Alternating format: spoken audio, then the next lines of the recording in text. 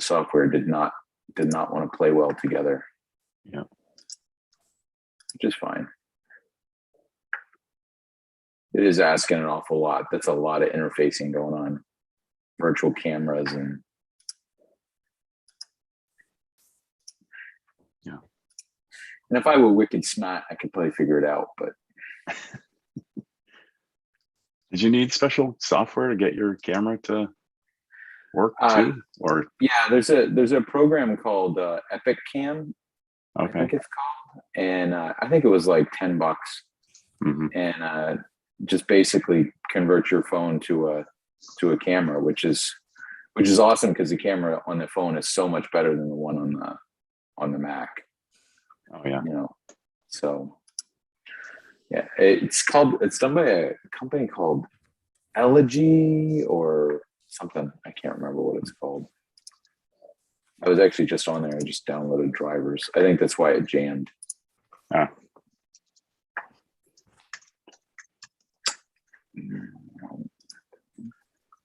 That runs on the Mac. It doesn't run on the camera, on the phone. Well, it runs on the phone and on the. Okay. So you download a driver for the Mac. Yeah. Yeah. I don't know whether it works on Windows. I don't think it does. But let's see.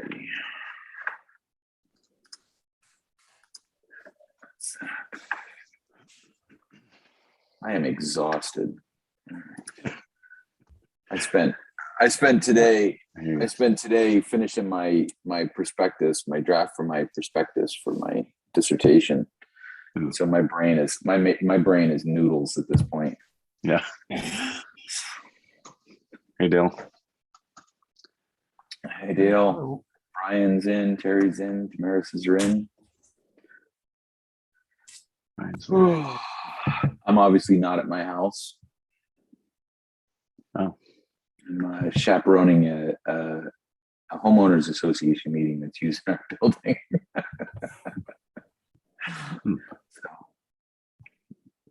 it's funny because the neighborhood Ravencroft, it's like right across the street, and they're all coming in. I've never been in this church. I didn't even know there's a church here. It's literally 500 feet from our building. That is weird. I guess you need a big lighted sign out there or something. Yeah, they don't get out much. Yeah, it's set back from the road, and I think people just, oh yeah, I remember there's a church there, kind of a thing. But that was kind of they approached us, and so one of the board members' grandson is in my Aikido class, and so they I don't think they realized I was a pastor. They're like, ask that guy that teaches Aikido at that church if we can use their building. So there's Maureen and Sandy, and we'll give everybody a minute or two to pop in if there's anybody else coming. We're using the same study sheet as last week. I'm going to put the link in there.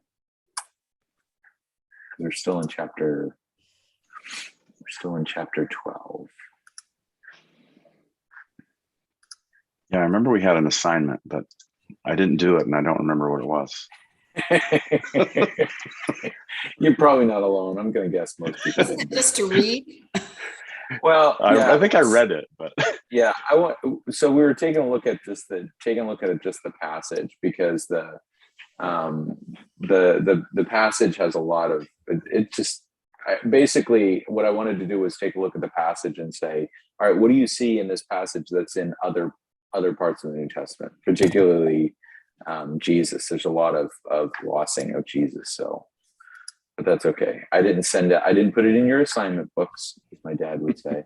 I read it, but I forgot, and looked at it, but I forgot what I looked up. Yeah. Yeah. It's so weird how I'm in another Bible study on Thursday, and Mary and I are doing a grief class at her sister's church on Wednesday night. And the weeks go by so fast because we have all these meetings. It's like, before you know it, you're back to another, it's just, everything goes so fast. It's crazy. Yeah. Mm-hmm. Yeah. Well, it's actually one of the reasons why Bedford Road only has one service, and we don't have like a big midweek service or anything like that, is at one point when and Terry remembers, Ryan was there too at the time, I think. At one point we had church, then we had Sunday school, then we had a Sunday night service, and then we had a Wednesday service, and we had Bible studies. Maureen remembered too, and it was I one time I said to the guys, the leaders, I was like, "Can you remember what I preached on Sunday morning?" Like, I was like, "Well, I can't remember." So I was like, if you can't remember. I don't remember. I don't remember what I'm doing. I was like, what if we cut it down? We just do one, And then for a while, yeah. Sorry. Go ahead.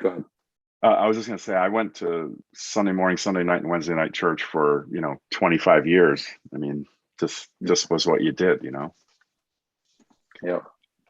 Yeah, I mean, that's how I grew up, I mean, I joke around about being in church 6 times a week when I was a kid, but that was pretty accurate. There was 3 times on Sunday and then Wednesday night. And sometimes Sunday night, we knew that my dad's best friend's church ran longer than ours. And we would pack up in the car after our church service and go to his church and go through his church service. Wow.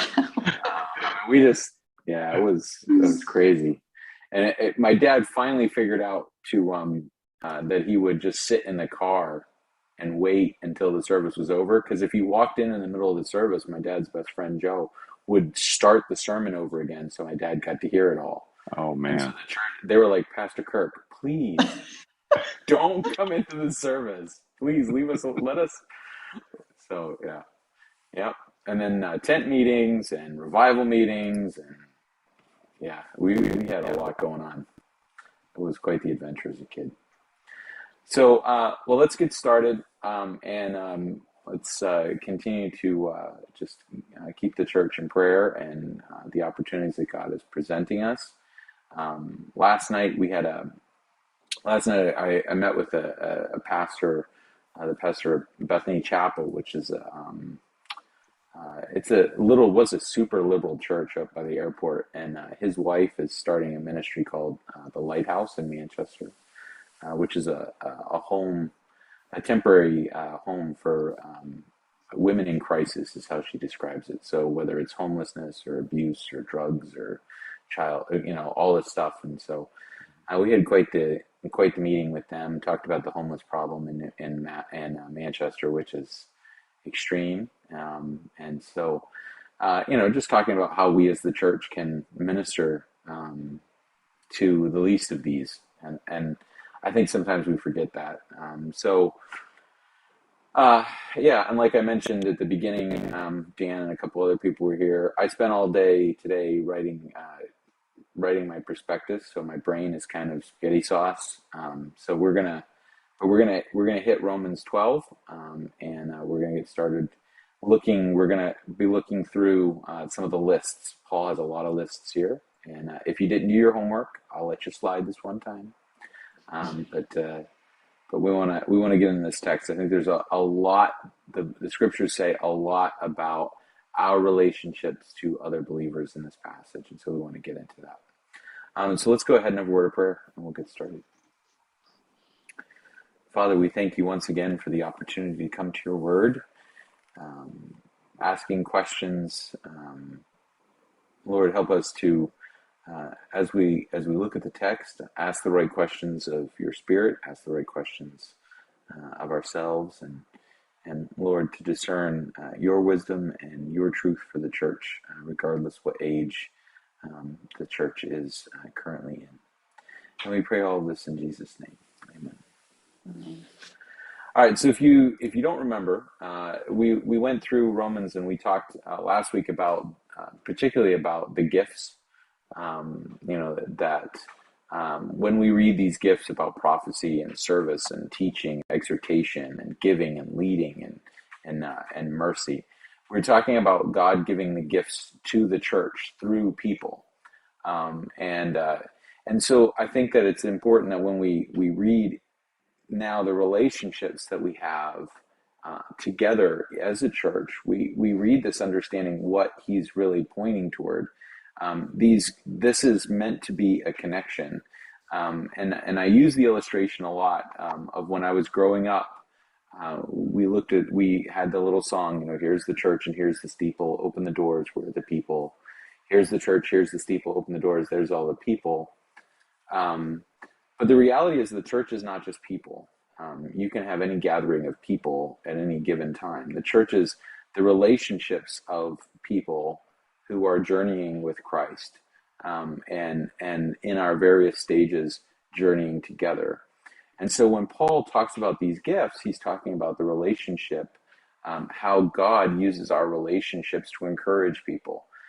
So encouraging people through speaking in faith, encouraging people through service, teaching, exhortation, all of these things. There's a relational aspect to this.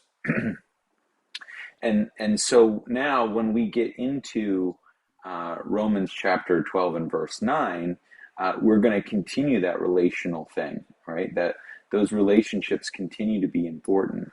And so we're going to get that. Let me just pull that up real quick so that I'm looking at the right thing.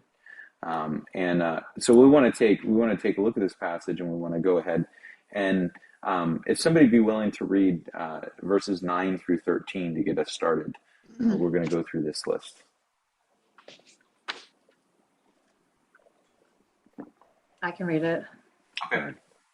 Let love be genuine. Abhor what is evil. Hold fast to what is good. Love one another with brotherly affection. Outdo one another in showing honor. Do not be slothful in zeal. Be fervent in spirit. Serve the Lord. Rejoice in hope. Be patient in tribulation. Be constant in prayer. Contribute to the needs of the saints and seek to show hospitality. Thanks. Now look at the relationship that these have to the gifts in verses 6 through 8. All right. If we look at them, we can see, for example, the gift of prophecy. Now, if you have been exposed to anyone who walks around telling you that they have the gift of prophecy, they tend to be kind of a person that kind of like, what's the word I'm looking for? They speak their mind as if there's no repercussions for what they say. And then if they offend you, they say, I just got the gift of prophecy. I had a pastor's wife who did this. Not your pastor's wife, a pastor's wife that I worked for. And she just used that as an excuse to just be rude to people. She's like, it's just my gift of prophecy. And yet, what is the very first quality that Paul describes in verse 9 in the application of our gifts? He says, let love be genuine. Let it be real. Let it be love without hypocrisy is really the Greek word there.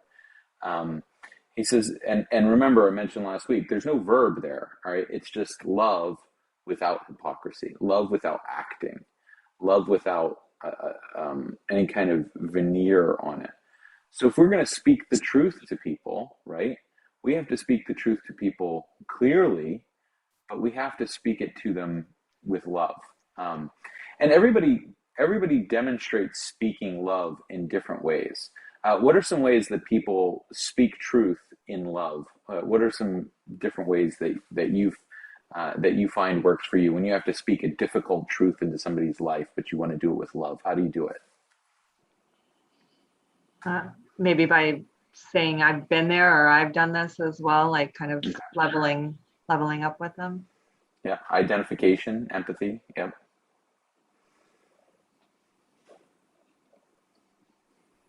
Anybody else?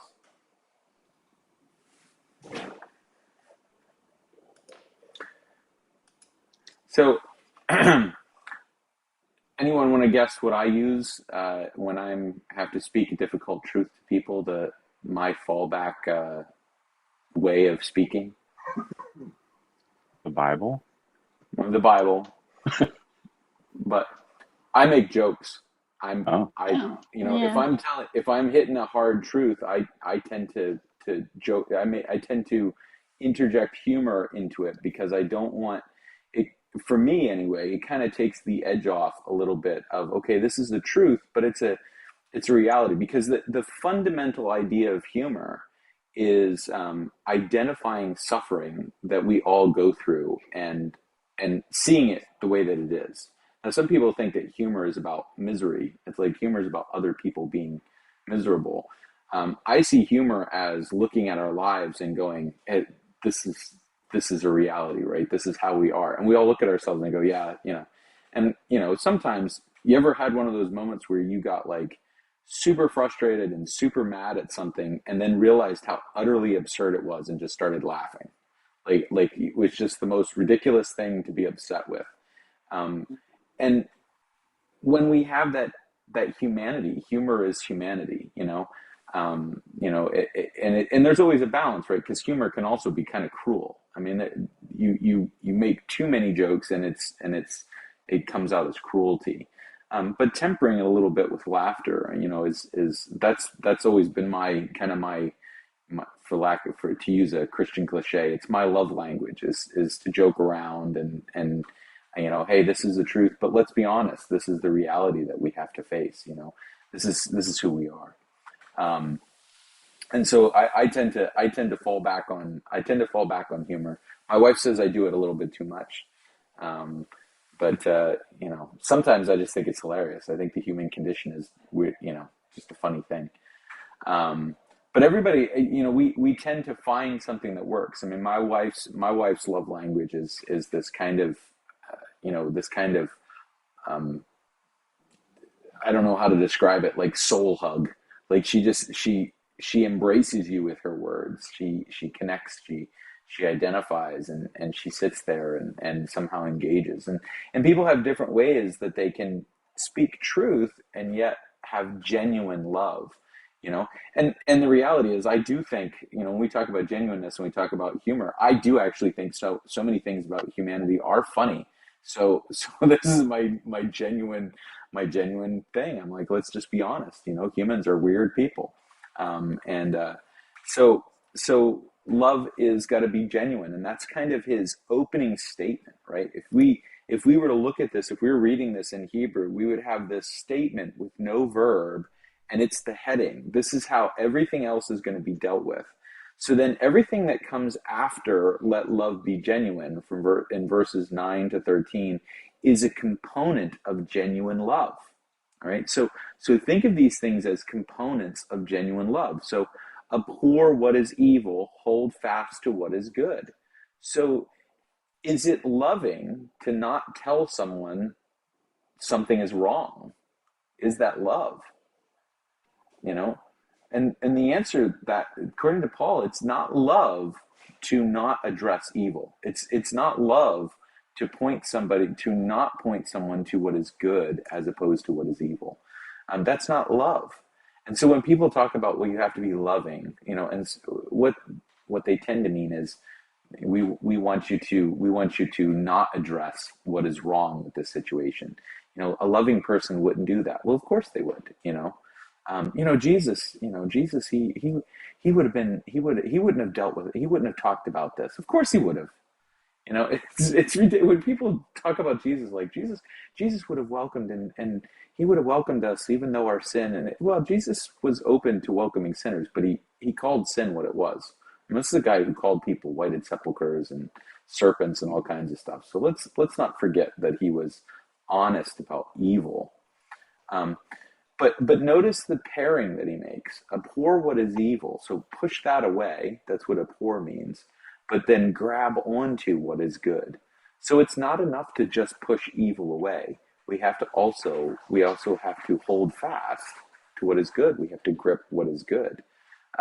What happens if somebody pushes away something evil? They're like, no, I'm going to give that up. I'm going to surrender that. But they don't fill the gap with something good. What's going to happen to that person?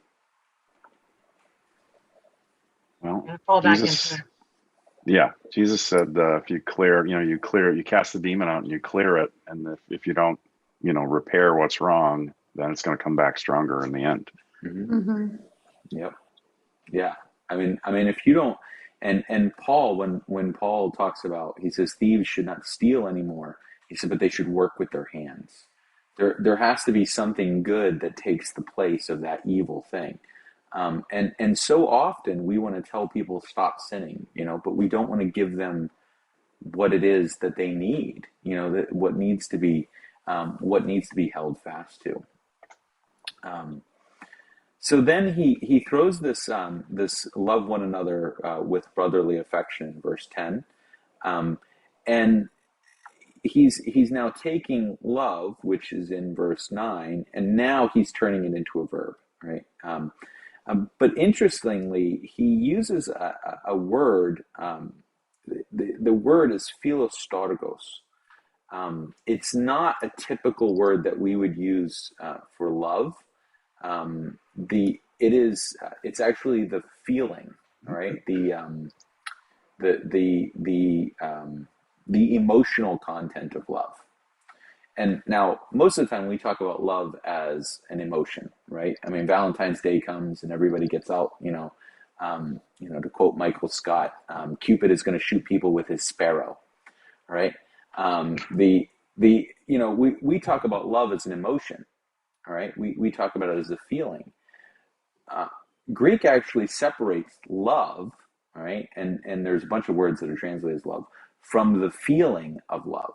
And this word, philostogos, is the feeling of love toward a brother, but it's not the action of love, right?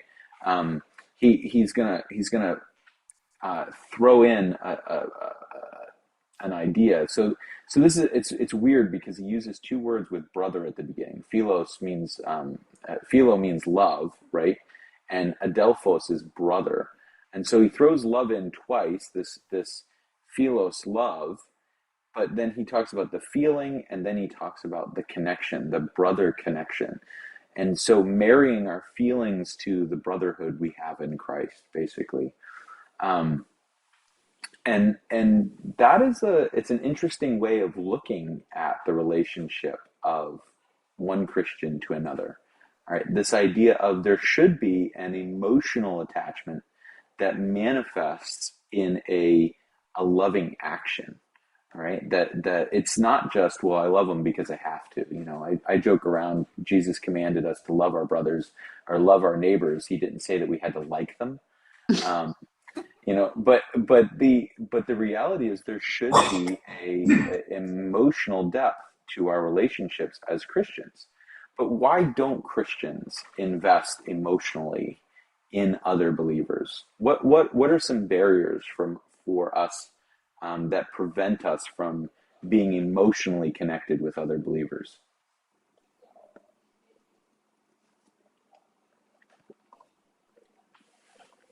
They've been hurt before. Yeah. Past experience.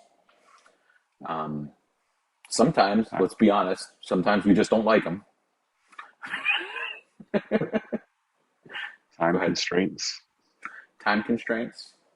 Don't want to get involved. Don't want to get involved.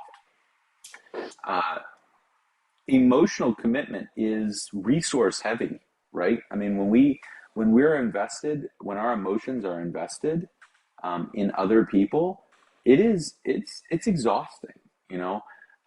It's tiring to be emotionally connected to people, especially people that you may not agree with all the time, people who you have to, you have to. There's some people you have to correct all the time.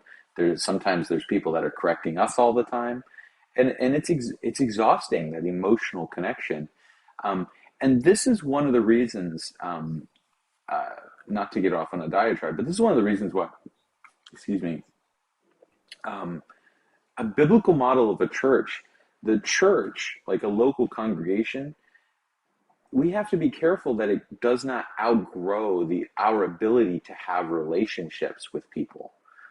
When you go to a church of 3,000 people and you're in a blacked out room, watching music and hearing a celebrity preacher, what emotional connection is there in that worship with the other people that are worshiping with you, as opposed to sitting in a room with 50 or 60 people who you're able to connect with and fellowship with, and it doesn't mean that those big churches are wrong or sinful or anything, but we always have to be aware that there should be some kind of emotional connection amongst the brotherhood of believers.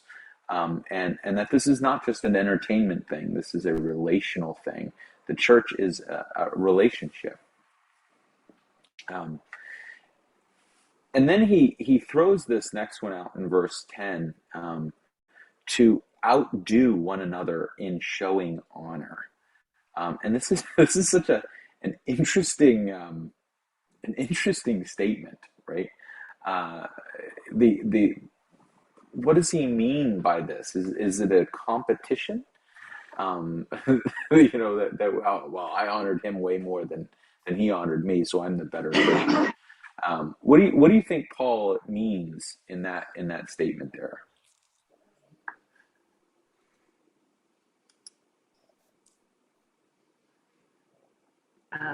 Like to be the first, like don't wait for somebody else to show something, or like to even if somebody's not showing you love, to show love or honor. Okay. I don't know.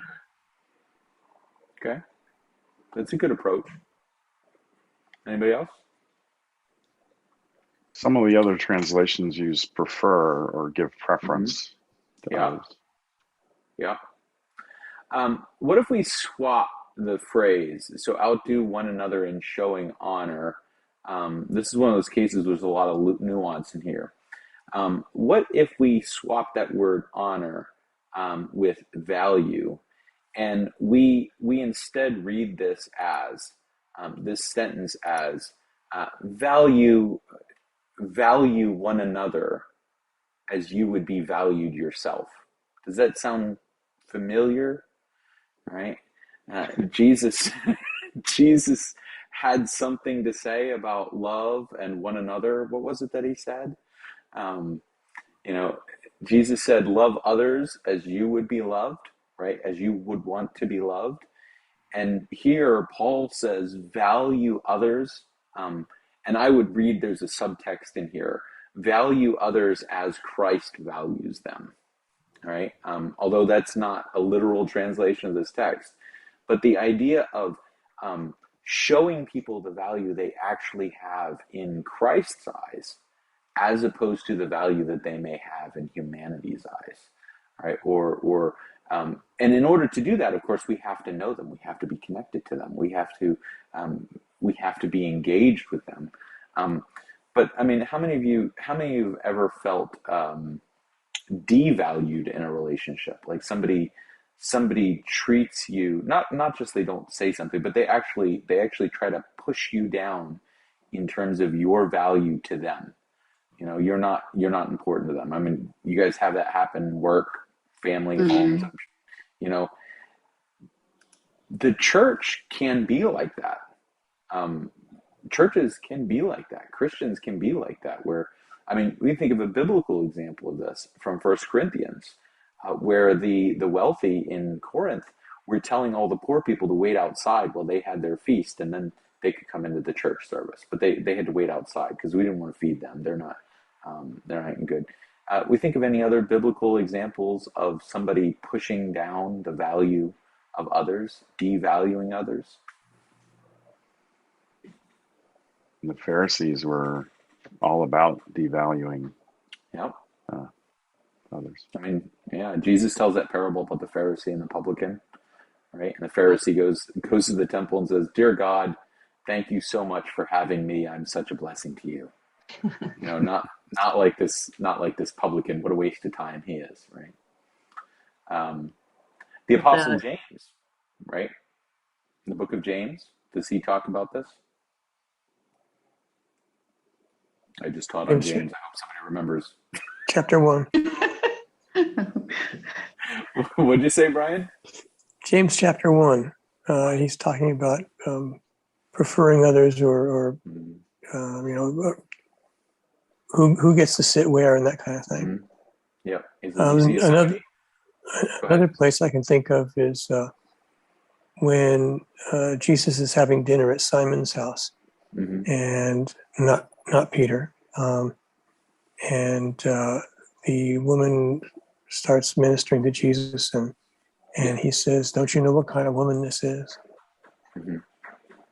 Yeah. I mean, absolutely. I mean, you have that situation. It actually, if you think about it, it's all over the way that the Gospels describe Jesus, right? Jesus is always in these places, and there's always some outsider trying to get in. And there's almost always someone trying to keep them out. So whether it's the children and the apostles are trying to shut them up, or the blind man Bartimaeus outside of Jericho, or the men who carry their paralyzed friend for Jesus to heal him, but they can't get into the house. There's always these people who want Jesus for themselves and want to keep everybody else out, right? And that's a devaluing of the church. And I think, unfortunately, this is very common in the affluent parts of the church. And by affluent, I don't mean like, the 1%, the church that Bill Gates goes to, or the church that Justin Bieber goes to. I mean that in general, when you look at the church in America, in the Western world, the church tends to be composed of people who own cars, take care, they feed their families. We have financial struggles, but we do okay. And then there's a lower tier of the world, right, where those people, we might minister to them, but we're not super comfortable with them being a part of our church, and we kind of want to give them their own church, but we don't want them to be in our party. And if we're all really honest with ourselves, there is a part of us that goes, well, if there's a lot of unwashed masses coming to the church service, it's gonna be unsavory. It's not gonna be easy. We had years ago, I had somebody tell me that it was really hard for them to have a good worship experience with children in the room. And if we could really do something to get the kids out of the worship service during worship, because they're very distracting. And I kind of sat there with my mouth open, because I'm like, I get that kids can be distracting. I absolutely get that. But is the message that we want to send to those distracting children that our answer to them being kids is to just pack them off into another room? Shouldn't we be engaging them, saying to them, hey, let's be a part of this. And so I always encourage parents to actually have a conversation with their kids about the service. And sometimes it's weird, because we're like, well, the kids, they don't bring up stuff that actually ties to the service, right? And my favorite example of this right now is Jordan, right? So I was looking to see if she was on the camera. But Jordan kind of gets compensated if she writes notes during church, right? There's I don't know what it is. It's like, write notes and you get to have pizza or something. I don't know what it is. She gets to draw. All right. She gets to draw if she takes notes, right? Well, that's what my parents did. I mean, my parents told me that if I would sit and listen, my grandfather would give me paper and a pen, and I could draw and I could write notes. And because of that, I was sitting in the church service and engaged. And you get sit there and go, well, kids aren't going to learn if they're doodling, or the kids aren't going to learn. I'm like, I don't know if you guys have ever sat next to Donald Bush during a church service. He doodles all the time, and he is not a child, right? I mean, well, he is a big kid, but but he's doodling all the time. That's how he listens. That's how he engages. And some people are like that. And some people ask questions. It used to really annoy me if somebody was like, and don't get me wrong, I still get really annoyed if somebody's carrying on a full-on conversation during the church service. That still bugs me. People are like sitting there having a chit-chat while I'm trying to preach the scriptures. But talking to your kids and saying, well, what did Pastor Eric, what was that about? Can you find that book that he's talking about in your Bible? Can you look at that? That's how I grew. I mean, that's how I grew as a kid. That's how I learned all the books of the Bible and all that stuff. So, we have a tendency to kind of devalue those that might be a distraction, devalue those that might draw it. And we have to be careful about that, because as believers, we're supposed to outdo one another in showing honor, and lifting them up, and being aware of that. Because you never know how you're going to contribute. Your encouragement contributes to the growth of another person. Of course, today, right? I play guitar, I play bass, I play piano, I sing, and all those things that I do. That all started when I was little. my dad had me up on the platform, and we're talking 4 or 5 years old, and I'm waving my hands, leading music while we sing the hymns. And then there was a guy in our church named Donnie Antino who was a country western guitar player. And by country western, I do not mean Keith Urban rock star with a cowboy hat. I mean, he played country western music, the kind of music that when you play it backwards, your pickup truck works, your dog comes back, and your wife doesn't leave. I mean, that kind of country music. And Donnie really encouraged me to play guitar in church. And because of him, I started to learn to play and all those things. And I was like 10, 9, 10 years old. So you never know when you valuing somebody and their ministry in the church, their place in the church, that it doesn't elevate the next generation of leaders. It's an important part of what we do as Christians. This next pair in verse 3 is a pair, it's all together, right? So these all fit together. Do not be slothful in zeal, be fervent in spirit, and serve the Lord. In other words, don't be slow to boil over. When you boil over, let it be from the inside, and then serve the Lord with what comes out, right? So when you get excited about what God is doing, he says, don't be afraid to be excited about what God is doing. Don't be afraid to engage in what God is doing, and let that overflow from you. There's a very different feeling, right, between serving the Lord because you have to, and serving the Lord because it's a joy.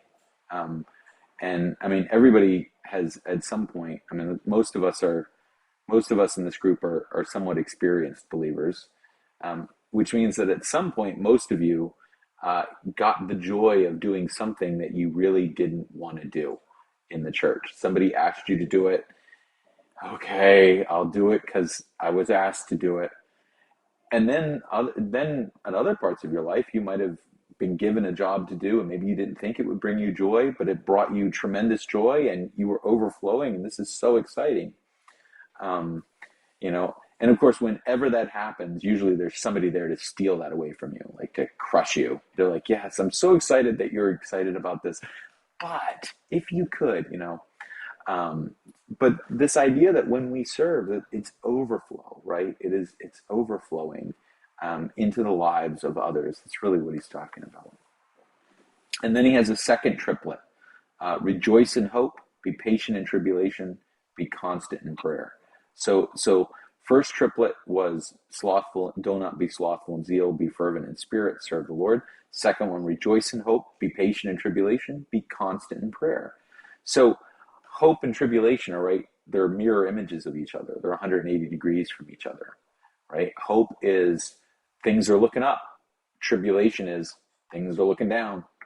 And so why do you think that he pairs those together and then couples them with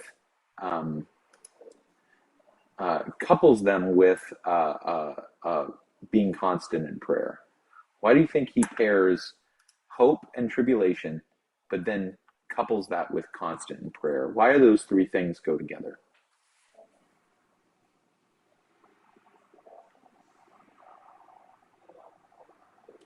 So think. I think that you're all, with you're rejoicing and you're hopeful and everything, you're never ever going to stay there. Same as if when you're in tribulation, you're never going to stay there. So in both of those cases, you need to learn how to balance it, and the balance is prayer all the way through. Yeah. Hope, tribulation. So you've got to have a baseline. You've got to have something that's going to be the baseline. And so he says, be constant in prayer. Be consistently thanking God, seeking, intervening, all of these things. Because if you're not constantly in prayer, and if we look at the prayer list, I mean, just being utterly honest with ourselves, and I'm not going to ask you to raise your hands on how many of you actually read the prayer list that gets emailed out. All right, but if you look at the prayer list, what are most of the prayer requests? This person's sick, this person's struggling, this person, right? All the tribulations. We always have all the prayer requests for all the tribulations. well, where are all the prayer requests for the hopes? Where's all the joy, right? And if all our prayers is a list of things we want God to fix, then we're down here the whole time.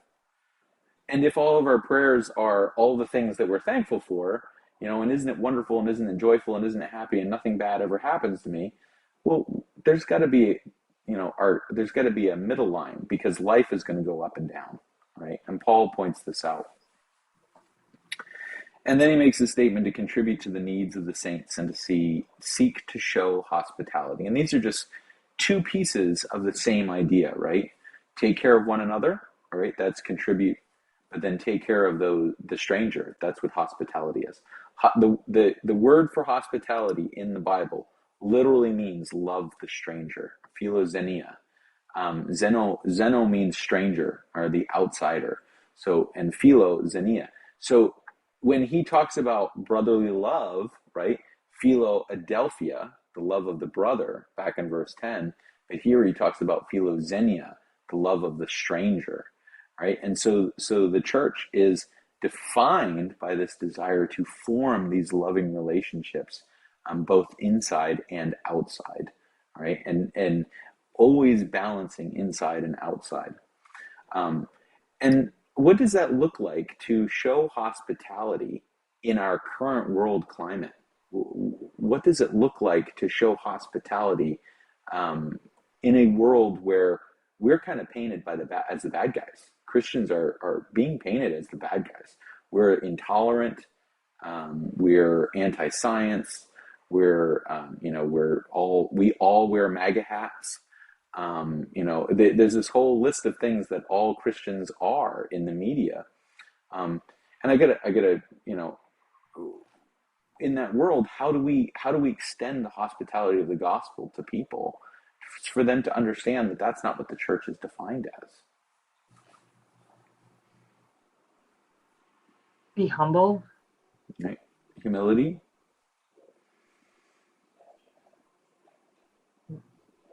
Truthful. That's that love and truth. Being truthful. I mean, being honest, being loving and truthful. Not being argumentative, like you said, speak the truth in love is kind of not being argumentative. I think. Right. Yeah. My daughter challenged me. She said, what would be extraordinary is if, she didn't use the word extraordinary. She used the word lit or something like that, but I translated it into old man. But she said, it'd be great if the church was willing to have an actual conversation with people like my friends who are in the LGBT community, and let them know we're not going to judge them. Because it's one thing for her to say, I don't judge you, you make your own decisions, you know where I stand. It's a whole other thing for them to be able to comfortably sit and have a conversation about what's going on in their lives. And you know what, and I'm not talking about Bedford Road specifically, I'm talking about Christianity in general, but that's a very, first of all, it was tremendously insightful, I thought, from Ariel. But secondly, a very difficult thing for the church to do. It's a very difficult thing for the church to do. Now, some of you guys don't know, but the pastor of the Episcopalian Church lives across the street from us, and she comes to our church, and she's a lesbian. She comes to our church on her days off. She comes and she sits in the back. We chit chat. She walks her little dogs on Sunday morning, so she's been coming to our church for years, and she came one week that I was preaching on the topic of same-sex marriage. So talk about an awkward moment for me. I saw her walk through the door. I'm like, maybe I should change the sermon. But instead, I just addressed it. I said, look, this is the biblical model of couples. We understand people don't agree. We still love you. We still, and she came up to me after she was like, that was really good. I was like, and I'm like, oh my gosh, so blown away, because she was able to understand we have a difference of opinion, but that doesn't mean that we don't love her. We don't care for her. We don't want to minister to her.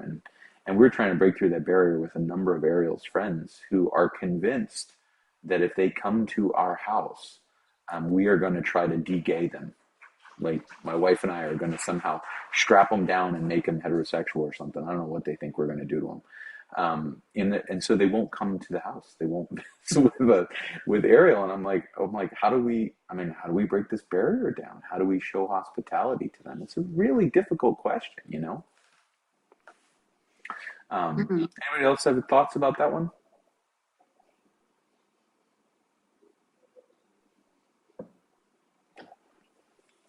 That's a fun topic. Everyone loves that one. All right. So let's get into verse 14. Well, Eric, go ahead. I think I understand. I'm pretty sure I know exactly what you're talking about. But you do run into situations. For example, my sister-in-law has a friend from one of her. I'm sorry. She has a friend from one of her employments. It's a guy, and he's transvestite or transsexual. Yeah. And he wanted to know if he could come with her to church.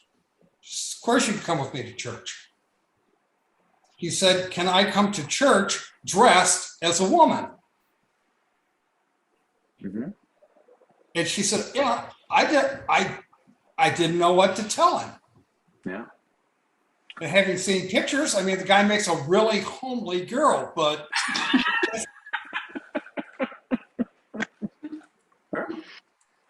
it's tough, right? yeah, it is. But I mean, so I'm saying, yeah, there are going to be points where there's going to be issue points. Does that mean that you don't like the guy or love the guy? I don't, as a Christian with filial love, no, that's not the issue. But I think in this particular case, she's, what can I say to him? I said, well, you might want to tell him to just kind of like not dress like a girl in this particular instance. If you could like pants it up a little bit. Yeah. Wear a pantsuit. That would be or something. Because you're going to upset or you're going to jangle a lot of people, which is yeah. No, it's tough.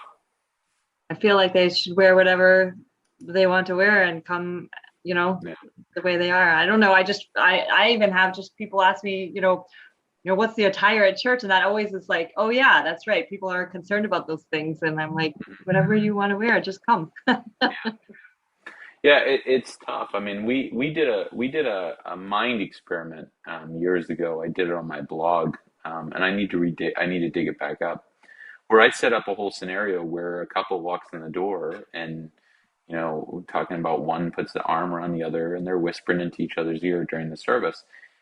If they were an unmarried heterosexual couple, we would not think twice about just welcoming them into the congregation. If they are, however, a homosexual couple, the response among Christians is different.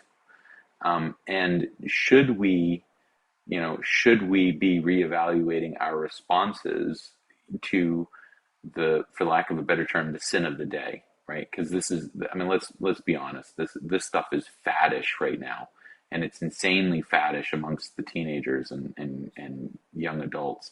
And I mean, I grew up. I had gay friends. I didn't think twice about it. They were guys who liked guys, girls who liked girls.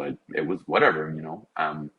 But today, I mean, they were a very small number of people. Now it's being pushed, and so it's a weird situation that we live in now, and yet we have to be honest that everybody comes to the cross bearing sin, and some of that sin is visible and some of it's invisible. It doesn't matter. They shouldn't have to hide it to approach Christ. And so as a church, we need to be thinking about that. As the church, we need to be thinking about that.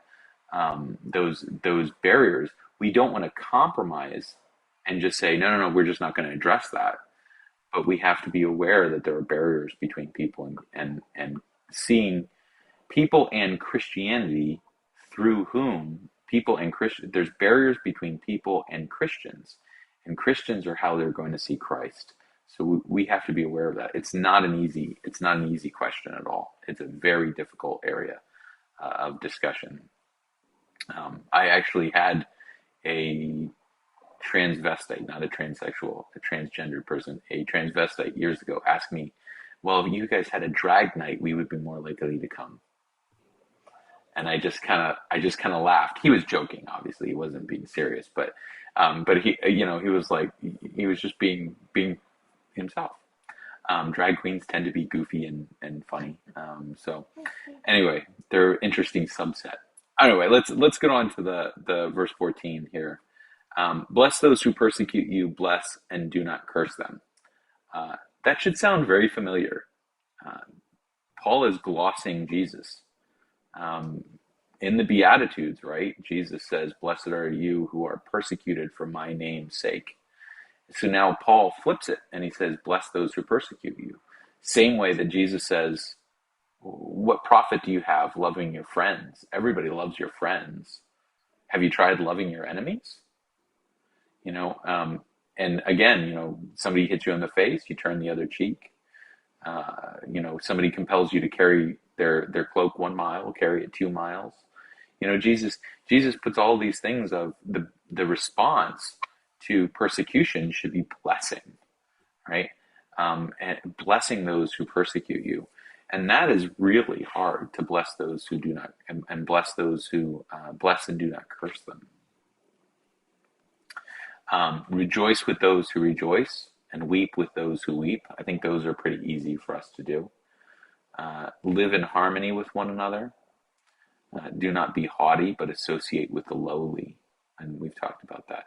See, can you see how this section, verses 14 through 18, are just reiterations of what he said in 9 through 13, right? So he talks about let love be genuine, bless those who persecute you. So he's kind of taking love and turning it into, now what does love do? Love blesses, love doesn't curse, love rejoices. When we love one another, we rejoice and we weep together.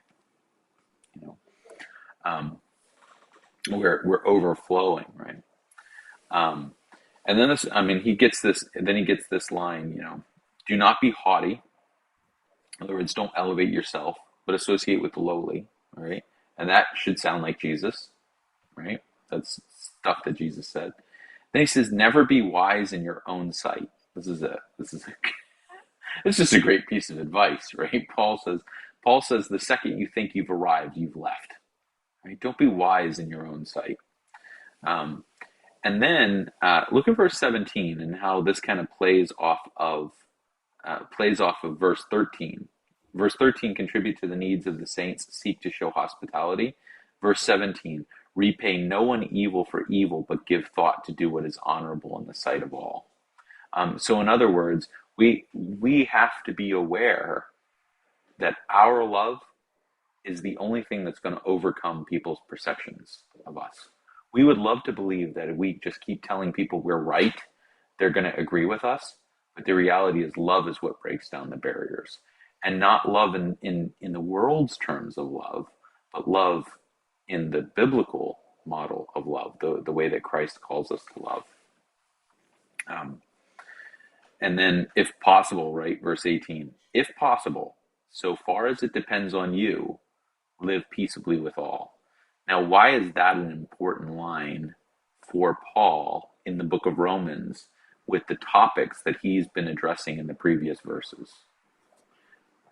What divisions has he been dealing with in the book of Romans in the church?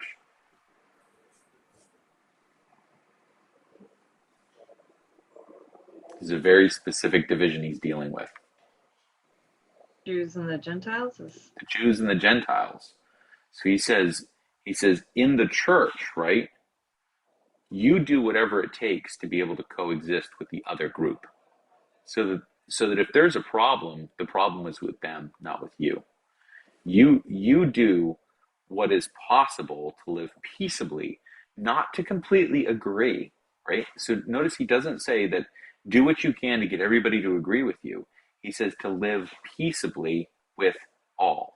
That's the biblical definition of tolerance, all right? Both internal and external. It is not that we all agree. It is that we live peaceably with each other, especially in the church.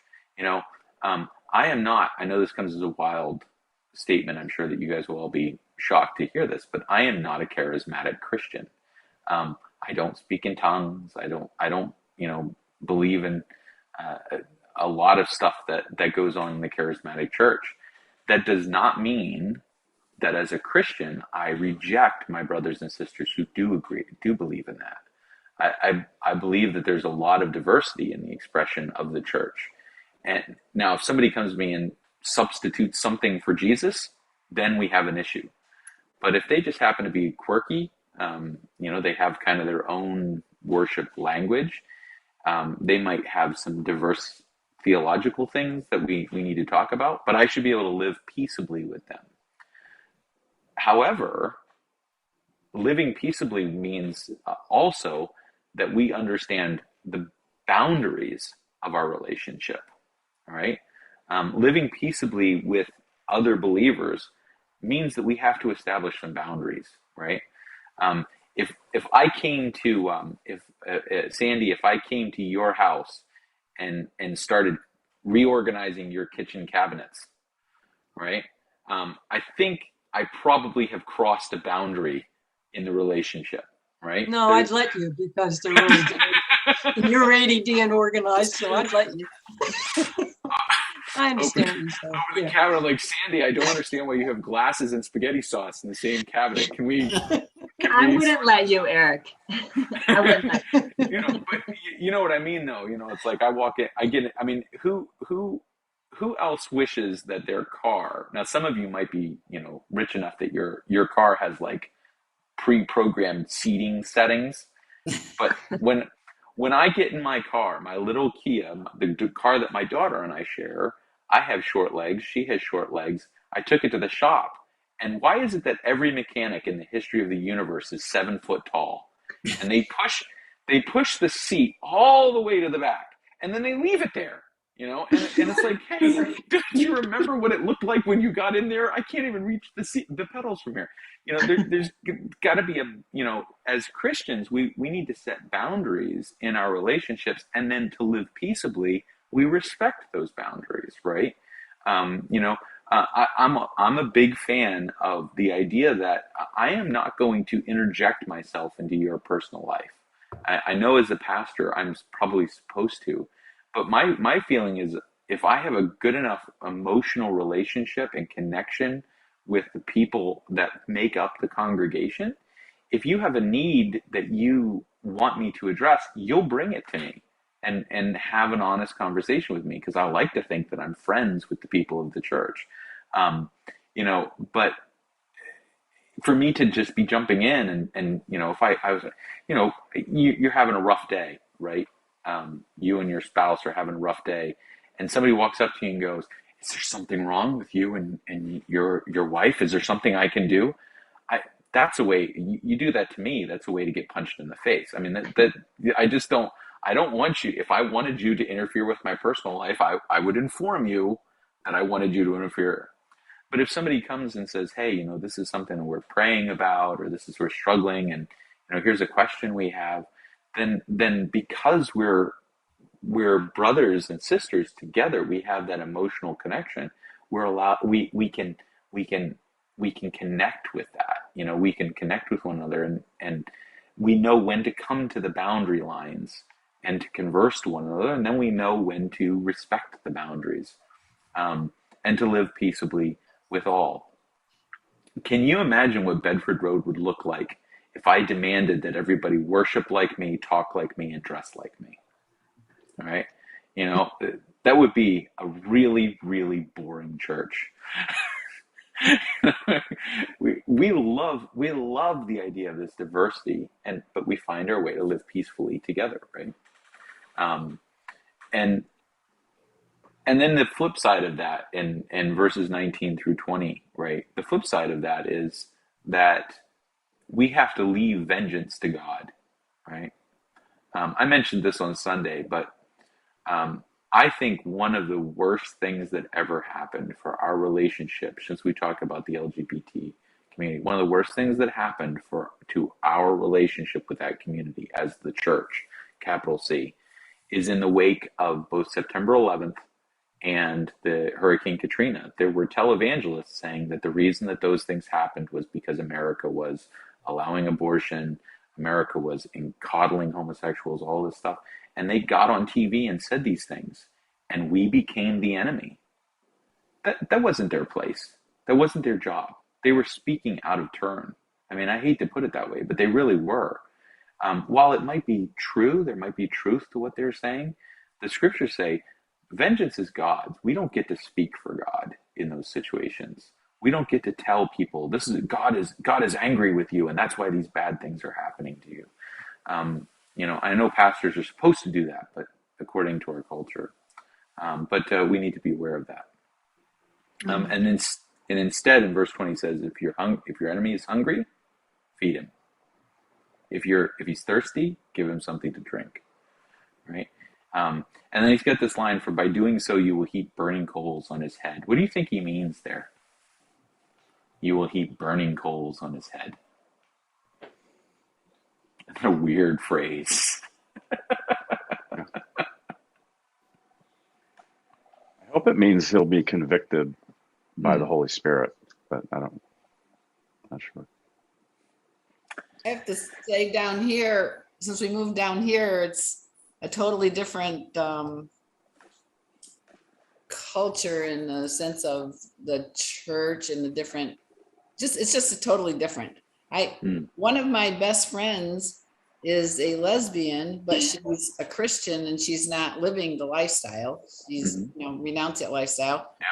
Another one of my very best friends is charismatic, and I went to a ladies retreat for her church and everything. It was awesome. It really was, and it's just very eye opening down here. Yeah. This seems to be an idiom, heaping burning coals on his head. And by idiom, what I mean is it's a phrase that we say, literal meaning would be one thing, but the actual meaning is something else, right? Not that we ever have those, the cat's out of the bag, we do have those. What does that mean? The cat's out of the bag, right?